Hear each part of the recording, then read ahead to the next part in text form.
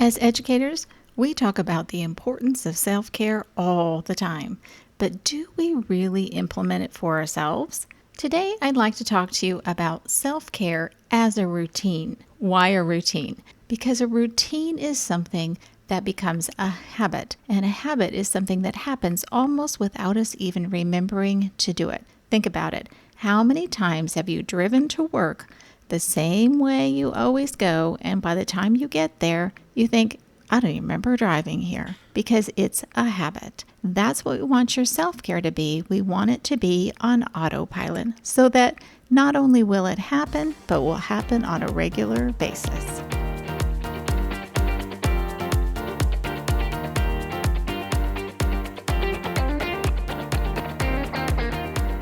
I'm Lisa Burns, a teacher success coach, veteran elementary teacher, and mom of 5. And this is the Teach Joyfully podcast. Thanks for joining me today. Are you missing out? Team Hope Insiders get extra encouragement, tips and tricks, surprise freebies, and more.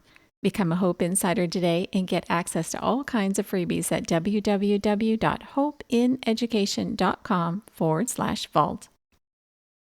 Okay, so let's dive on in. Let's make self-care a habit in your life too. In order to help you set up your self-care as a routine, I have some questions for you. So what I'd like you to do is I'd like you to stop and think and answer each one of these questions as we go along. And you might be rolling your eyes a little bit about my questions, but I'm going to tell you that these questions are important. Whenever I work with a teacher who's frustrated with not getting enough time for themselves, I always start with questions. So here we go. What makes your day, any day, better? Stop for a minute and really ponder that. What makes your day, any day, better? Now, that might be having a cup of coffee in the morning. That might be getting time to pray or meditate. It might be spending time with a friend or a beloved family member. But you need to think, what kinds of things make your day better? Now, I want you to think about your school day and think, what are the bright spots in your day? What kinds of things give you bright spots in your day? Make a list, whatever they are, even if it seems silly, just put it down. Now I want you to imagine your perfect morning. Your perfect morning. What does your perfect morning look like? Is your perfect morning getting up, getting some exercise, having time to meditate or pray? Is it time to sit down with a cup of coffee? Or maybe, especially if you're a new mom, maybe it's just time to take a shower and get yourself ready without having to deal with a baby or small children. Just a little bit of time for yourself to get set up for your day. Now, once you've imagined your perfect morning, now it shouldn't be a long morning. It should not be more than an hour of your time. Now, I get that we might want to say our perfect morning is hours to ourselves, but unless you're going to the gym and doing a serious workout every single morning, your perfect routine in the morning should be an hour or less. Now we're going to do the same thing for different parts of our day. I want you to imagine your perfect evening. What is that perfect evening? That means that you can get rest and get recharged. What do you need to do to have a perfect evening? Now, I know about you, but a perfect evening to me does not include grading any papers, and yours should not either. So take that out of the mix and imagine your perfect evening. What would help you rest and recharge so you can be ready for the next day? All right, now I want you to imagine the end of your school day. What is the perfect end of your school day? I'm not talking about getting your students off to the bus and to the car line and all the things you do to wrap up your school day with your class. I'm talking about after they've left. How can you wrap up the end of your school day? What does that look like? What time is it that you're walking out the door? Imagine all of those things so that you're set up for the next day without stress. What is that? I highly recommend that it's not more than an hour, and hopefully it's less than that. But that's okay. If you need an hour, you need an hour. If you have it, go ahead and use it. Now I want you to imagine taking a brain break in the middle of the day, whether it's at lunchtime or when your students go to specials or something. But what do you need to do to give yourself that break? Take a breath, Have a minute so that you can restart the rest of the day fresh and ready to go. You might have 5 minutes. What do those 5 minutes look like? Maybe you have 10. Maybe you have half an hour. Whatever you have, fill that time. Imagine what that looks like in great detail.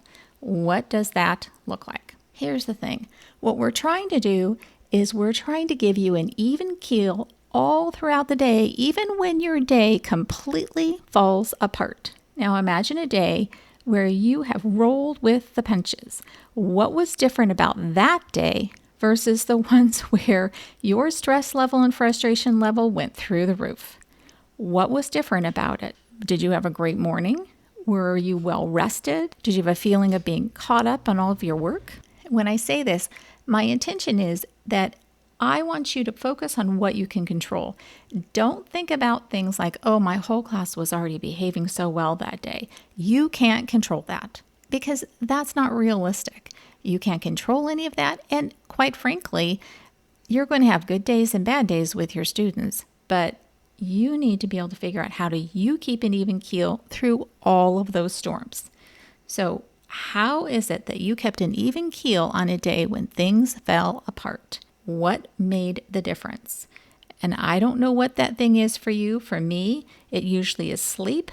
It's feeling like at least I'm mostly caught up on work. It's having a good morning and a little time to myself. Those are the factors for me that are super important. If I can do that, then I can roll with the punches so much easier. So once you've answered all of those questions, now it's time to set up your routines. You need an AM routine, a morning routine with maybe 3 to 5 things on it that you feel are essential first thing in the morning for you in order to have a great day. Now, there are going to be days when you oversleep or something happens and it's not going to happen because your time gets eaten up by something unexpected.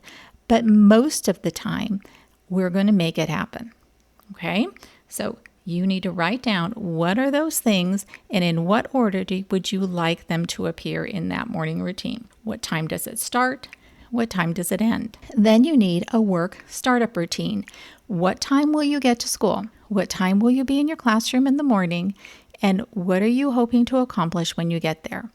Are you going to get in the classroom and just have a couple minutes before students start coming in? That's fine. If you feel like you can do that and you've already had a great morning at home, no problem. Maybe it's just getting a few things out, putting out some morning work, and that's it. You're done. You're ready to go. Someone else might want time to grade some papers and to get something accomplished in order for them to feel really ready for their day and raring to go. Just put down the couple of things that you want to accomplish as your work startup routine, but you want something that's going to tell you it's time for work, I'm ready to go. Maybe it's you get your cup of coffee and your water and some things unpacked out of your bag. You take a minute, take a few deep breaths, and then you dive in. It doesn't have to be complicated. The next routine is that midday routine, whenever that is. It could be during your specials time or your lunch time, whatever time that you have a few minutes to yourself, and you can have a minute or two or half an hour to reset, take a breath, and get the rest of your day set up for success. Just take a minute. I think sometimes as teachers, we fill up every single minute of our day with busyness and we don't take a breath. And this is your opportunity to take a breath. I promise you'll be so much more productive the rest of the day if you can even have just a few minutes. And that can be go to the bathroom, take 10 deep breaths just sitting down in your chair at your desk, and maybe that's all the time you have. But if you can do that, it will help, I promise. Now, if you really don't have any time, do it with your class. Okay, so the next one is your end of day routine, and that's after the students have left. What is it that you personally need to do to shut down your day so you can go home leaving work mentally behind? What is it? What do you need? Do you need to make sure you've answered emails and cleaned your inbox out, or at least dealt with the most recent urgent things? Maybe you need to make sure your desk is cleared off and you're set and ready to go for the next day. You may have 3 to 5 things in there that need to get accomplished. Maybe it's that you do all your grading and then you can walk out the door. Think about what it is that needs to happen that's important to you. And this end of the day routine will have some elements that's the same every day, but you might have a day that you stay later to do a lot of your grading or planning. And so if you have a day that is different, or maybe you have a staff meeting on one day during the week, we have ours on Mondays, and so Mondays I know is different, so I have a routine for Monday versus a routine for the rest of the week. And the last one is your bedtime routine, that end of the day routine when you have a little bit of time to yourself to take a breath, relax, recharge, reset. Maybe it's reading a book. Maybe you like to binge watch on Netflix.